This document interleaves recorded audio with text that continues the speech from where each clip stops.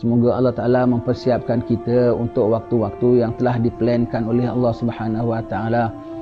Apa yang diplankan oleh Allah Ta'ala, Nabi sudah sebut, tak boleh tidak, termasuk dalam rukun iman, kiamat pasti akan berlaku. Dan sebelum kiamat akan berlaku huru-hara besar. Itu dah masuk dalam plan-plan Allah Subhanahu Wa Ta'ala. Dan dalam plan Allah Ta'ala akan berlaku huru-hara besar, akan berlaku pembunuhan, akan berlaku kematian secara banyak. Kematian secara berjemaah disebutkan dalam hadis Nabi SAW. Dan ada juga orang yang gugur imannya, bukan hanya gugur syahid, ada juga gugur imannya. Kita mohon kepada Allah Rabbul Alamin, apa jua plan Allah Subhanahu Wa Ta'ala, apa jua plan orang-orang jahat, orang kafir terhadap orang-orang muslimin, plan mereka semua pun di bawah plan Allah Subhanahu Wa Ta'ala. Plan mereka pun di bawah plan Allah Ta'ala. Dan result of the plan ialah kejayaannya tetap di pihak Allah Ta'ala dan orang beriman kepada Allah Ta'ala. Kita bermohon kepada Allah Ta'ala, walau berlaku sekalipun perkara-perkara yang disebutkan oleh baginda SAW, dengan kehendak Allah Subhanahu Wa Ta'ala, Allah tetap berikan kelembutan kepada kita supaya dapat kita menerimanya dengan tenang, supaya kita tetap walau macam mana apa sekalipun diuji oleh Allah Ta'ala, tetap iman kita tidak goyah, jangan sampai tercabut, berlindung. Itu yang paling kita takut. Itu yang paling takut dalam persiapan untuk menghadapi akhir zaman, dalam persiapan untuk menghadapi huru-hara akhir zaman, tuan-tuan sekalian. Bukan a matter of life and death, tak ada. Bukan a matter of kau makan ke tak makan, apatah lagi mewah tak mewah. It's a matter of iman ataupun kafir, itu saja. Biar tak makan asal ada iman, biar tak hidup asal ada iman. Itu yang paling penting sekali. Kau makan ke, kau hidup ke, pokoknya hujungnya bertemu Allah Ta'ala tak? Kembali pada Allah Ta'ala tak? Kembali pada Allah Ta'ala. Biar kau tak ada makan, biar kau tak ada makan, biar tak ada solusi terhadap kelaparanmu sekalipun. Biar kau tak ada hidup, biar kau tak ada harta, asal ada iman. Yang ada makan, yang ada hidup, ada harta, walau macam mana sekalipun, kembali pada Allah Ta'ala juga tak? Kembali apa nilai? Kembali kepada Allah Ta'ala. Segala harta, segala makan, segala hidupmu kamu tinggalkan, tapi kamu kembali balik kepada Allah Ta'ala dalam keadaan Allah Ta'ala murka padamu. Na'udzubillah min zalik. Iman yang paling kena jaga. Iman kena jaga. Dan persiapannya bukanlah sudut material langsung, ya. Bukan sudut material, bikin rumah besar-besar dengan kukuh-kukuhnya pun tidak. Storage makanan sebanyak-banyaknya pun tidak. Ya. Pun tidak. Bahkan mengerikan kalau anda ada simpan makanan banyak-banyak, itu satu perkara yang sangat-sangat mengerikan, ya. Sangat-sangat mengerikan kepada keselamatan, sangat-sangat mengerikan kepada keimanan sekalipun. Pada keselamatan, anda ada satu gudang makanan, anda spend money sampai 100,000 sekalipun, siapkan segala canned food, siapkan segala mineral water, apa semua, dengan gudang yang kukuh sekalipun, biar anda sekeluarga selamat ada makan minum selama 2-3 tahun dalam keadaan huru-hara, ya, umpamanya, ya. Baik, ingat pada ketika huru-hara nanti memang adatnya muslimin lapar, adatnya kufar kenyang.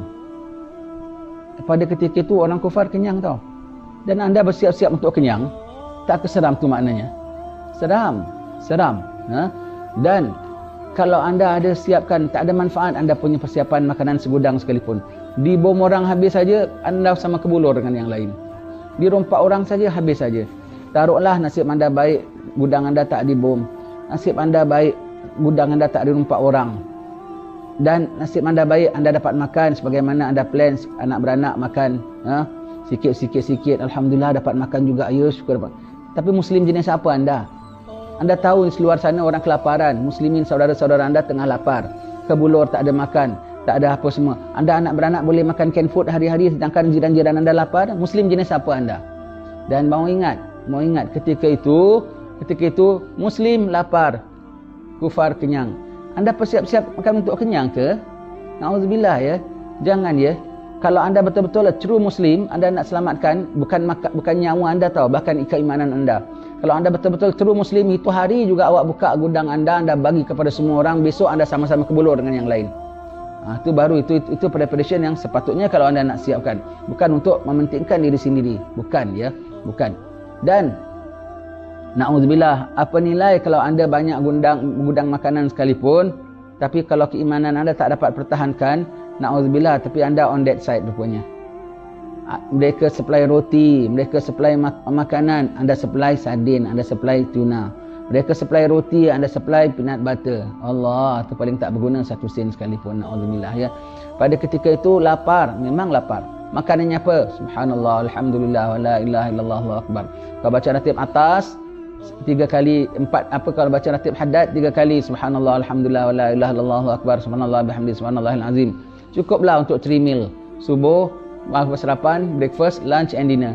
Kalau baca ratib atas 4 kali. Double extra meal. Satu zuhur, siapa subuh, zuhur, asar, ada siapa lagi. Cukuplah. Kenyang. Dan makan subhanallah boleh kenyang. Satu subhanallah lebih istimewa daripada langit dan bumi dan antara keduanya. So what for you ada tuna kalau you boleh dapat bumi dan segala isinya. What for you ada sardin kalau boleh dapat langit dan bumi dan segala isi-isinya. Maka tak perlu ya, itu makanan maknawi. Ketika tu kau baca subhanallah, kenyang terus. Kenyang terus. Nanti ingat tuan-tuan yang kalau yang masih hidup pada masa itu, test ya, test. Mudah-mudahan ya, kalau saya dah mati nanti kita test yuk. Kita test, kita pernah dengar ustaz cakap dulu kita test.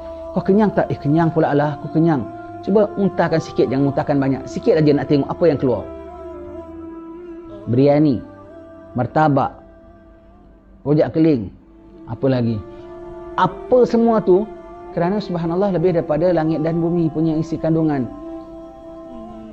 What is murtabak? What is laksa?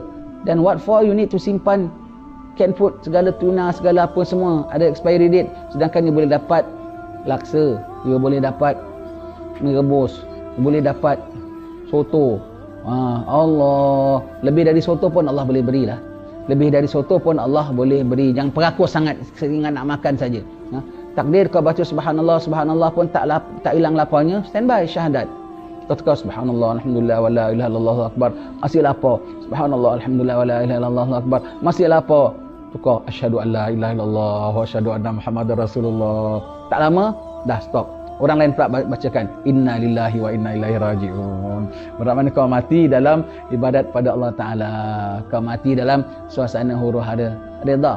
Kau makan, kau tak makan, mati juga tak mati ya. Jangan makan saja dahulu. Not even to siapkan zaman huru-hara ini, not even siapkan keris dan parang dan pedang. Itu siap untuk sekadar apa patutnya saja, apa terdayanya saja ya.